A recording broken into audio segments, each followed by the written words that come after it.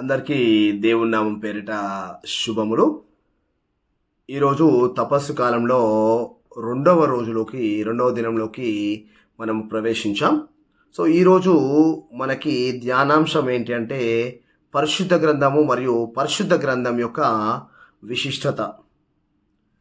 దేవుని ఉనికిని మనకి పరిచయం చేసినటువంటిది పరిశుద్ధ గ్రంథం.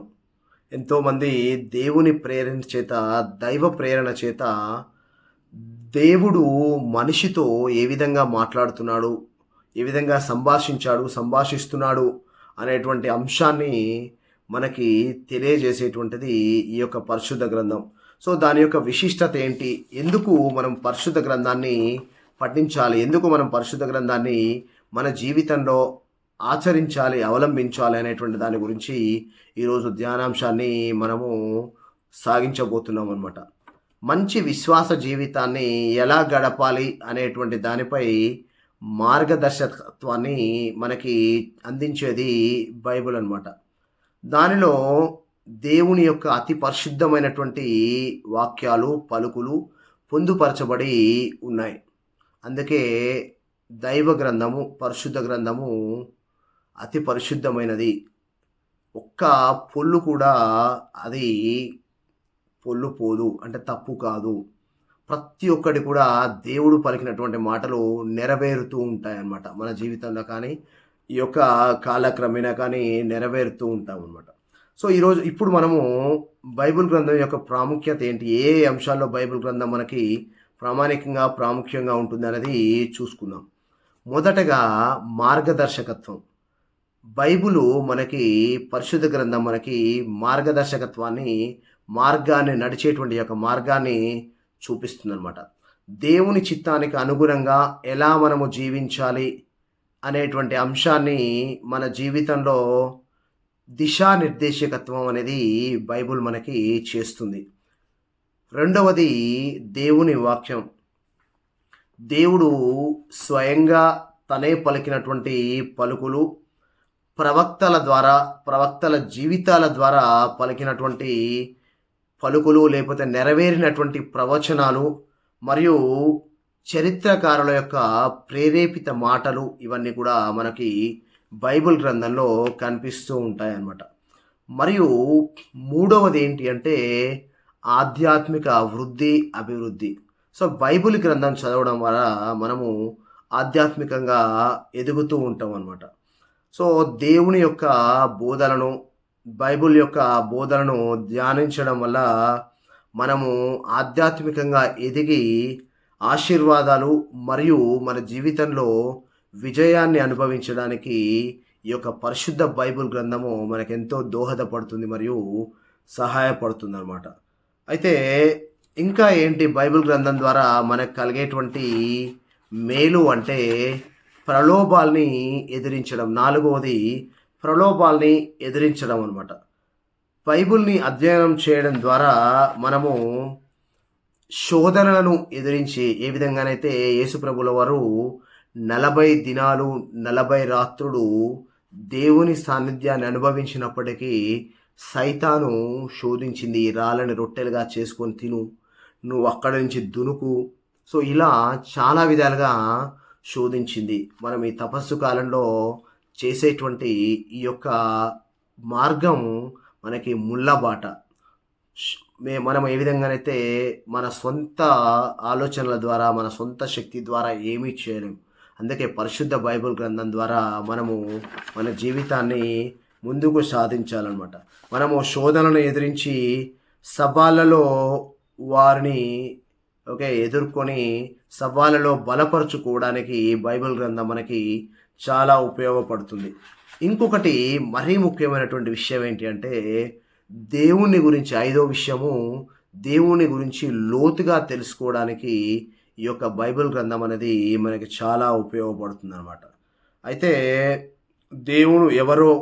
దేవుడు తన ప్రజలు ఎలా జీవించాలని కోరుకుంటున్నారు, అంటే దేవుడు మనం ఏ విధంగా జీవించాలని కోరుకుంటున్నారు, మనము దేవుడి గురించి తెలుసుకోవడానికి ఈ విధంగా రకరకాలైనటువంటి అంశాలలో మనకి బైబిల్ గ్రంథం అనేది ఉపయోగపడుతుంది అన్నమాట. అయితే ఆరో అంశం ఏంటి అంటే రక్షణ. ఇది మనకు ఒక రక్షణ ప్రణాళికగా ఉపయోగపడుతుందన్నమాట. మోక్షానికి ఏకైక మార్గంగా బైబిల్ గ్రంథం మనకి పరిగణించబడుతుంది. సో ఇలా అంటే ఇది ఒక విషయం అయితే, ఇది ఒక ధ్యానాంశం అయితే, మనకి ధ్యాన వచనాలు అంటే బైబిల్ గ్రంథం నుంచి ధ్యాన వచనాలు ఏమేమి ఉన్నాయో ఇప్పుడు మనము కొన్ని తెలుసుకుందాం ఫ్రెండ్స్. ఇప్పుడు మనం చూసినట్లయితే 2 తిమోతి 3వ అధ్యాయము 16-17 వచనంలో చదువుకుందాం.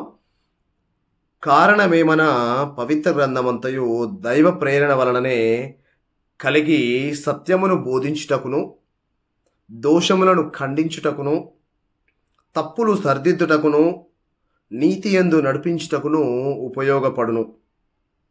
దైవజనుడు ఎట్టి సత్కార్యమునైనను చేయుటకు సంపూర్తిగా సిద్ధుడగుటకును అది తోడ్పడును. ఇది మొదటిది ఫ్రెండ్స్. ఇంకొక వాక్యం చూసినట్లయితే యోహాను 10వ అధ్యాయము 35వ వచనాన్ని మనం చదువుకుందాం. లేఖనము నిరర్ధకము కానేరదు కదా, దేవుని వాక్కును పొందిన వారిని అది దైవములు అనుచున్నది. ఇంకా మనకి కొన్ని రకాలైనటువంటి వాక్యాలు ఉన్నాయి, అవి మీ యొక్క ఖాళీ సమయంలో చదువుకోగలను మనవి. సో 2 పేతురు 1వ అధ్యాయము 21వ వచనం చదవచ్చు. 1 పేతురు 1వ అధ్యాయము 14వ వచనం నుండి 16వ వచనం వరకు చదవచ్చు. మరియు నిర్గమకాండము 3వ అధ్యాయము 1వ వచనం నుండి 6వ వచనం వరకు కూడా మనము చదువుకున్నట్లయితే ఈ యొక్క పరిశుద్ధ గ్రంథం యొక్క విశిష్టత అనేటువంటిది మనకి తెలుస్తుందన్నమాట. ఫ్రెండ్స్, ఇప్పుడు మనము మన యొక్క ఆత్మ పరిశీలనని చేసుకుందాం. మనము ఆత్మ పరిశీలన చేసుకుందాం. బైబుల్ చదువుతున్నప్పుడు నా భావోద్వేగ స్థితి ఏంటి, ఏ విధంగా చదువుతున్నాను అంటే ఏదో మామూలు పుస్తకాన్ని చదివినట్లు ఏదో అలా చదివేస్తూ పక్కకు పెట్టేస్తున్నానా, లేకపోతే ధ్యానపూర్వకంగా ఎంతవరకు చదువుతున్నానటువంటిది మనము తెలుసుకోవాలన్నమాట. నేను ఎలాంటి అవరోధాలను బైబిల్ చదివేటప్పుడు, పరిశుద్ధ గ్రంథం చదివేటప్పుడు తొలగించుకోవాలి, ఏ విధంగా నేను బైబిల్ గ్రంథాన్ని ధ్యానించాలి అనేటువంటిది మనము మొదటగా తెలుసుకోవాల్సినటువంటి విషయం. ఇంకొకటి, నేను దేవుణ్ణి పరిశుద్ధ గ్రంథాన్ని మనస్ఫూర్తిగా ఎలాంటి అవరోధం లేకుండా చదవగలుగుతున్నానా, లేదో పరిశుద్ధ గ్రంథాన్ని ఏదో చదువుతూ అలా పక్కకు పడేస్తున్నానా అనేటువంటిది మనల్ని మనం పరిశీలించుకోవాల్సినటువంటి మరొక అంశం.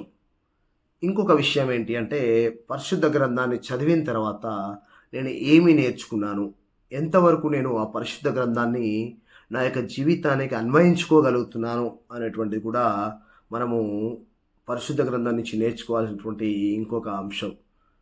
రక్షకుడు క్రీస్తు యొక్క రక్షణ గ్రంథంగా రక్షించేటువంటి దేవుని పలుకులను నేను భావిస్తున్నానా, లేదా ఏదో బైబిల్ని చదివాను, ఈరోజు ఒక చాప్టర్ చదివానటువంటి విధంగా ఏదో నామకే వస్తేలాగా చదివామా అనేటువంటిది కూడా మనము పరిశీలించుకోవాల్సినటువంటి చాలా ముఖ్యమైనటువంటి అంశం అన్నమాట. బైబిల్ని, పరిశుద్ధ గ్రంథాన్ని చదవడానికి సరైనటువంటి సమయం ఇస్తున్నానా, నా యొక్క రోజువారీ పనులలో పడి పరిశుద్ధ గ్రంథాన్ని పక్కకు పెడుతున్నానటువంటిది మనల్ని మనం ఆత్మ పరిశీలన చేసుకోవాలన్నటువంటి అంశం. ఫ్రెండ్స్, ఇప్పుడు మనము ప్రార్థన చేసుకుందాం.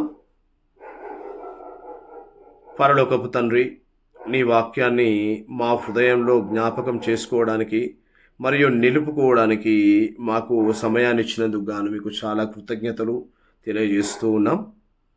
తండ్రి, నీ వాక్యము నన్ను రూపొందించినట్లు నన్ను నీ పరిశుద్ధాత్మతో అభిషేకించమని, పరిశుద్ధాత్మ యొక్క శక్తిని నాలో నింపుమని మేము వేడుకొంచు ఉన్నాము.